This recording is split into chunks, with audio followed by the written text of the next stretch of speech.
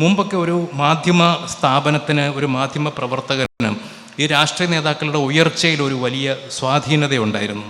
ഇപ്പോൾ അവർക്ക് മറ്റു മാധ്യമങ്ങളൊക്കെ ഉള്ളതുകൊണ്ട് അവരുടെ ഒരു വിചാരമുണ്ട്, ഞങ്ങളുടെ പ്രസ്ഥാനത്തിൻ്റെ ഒരു ആംപ്ലിഫയർ ആയിട്ട് നിൽക്കാൻ അല്ലെങ്കിൽ പിന്നെ നിങ്ങളെ ഞങ്ങൾക്ക് ആവശ്യമില്ല എന്നാണ്.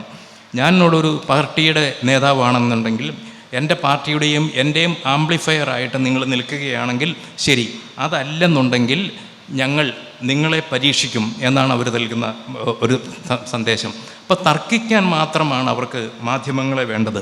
പലപ്പോഴും ഒരു യുദ്ധത്തിൽ കാണിക്കുന്ന ധാർമ്മികത പോലും അവർ ഈ രാഷ്ട്രീയ യുദ്ധത്തിൽ കാണിക്കാറില്ല. ഞങ്ങളുടെ തർക്കങ്ങളുമൊക്കെ നിങ്ങൾ കാണുന്നതാണ്.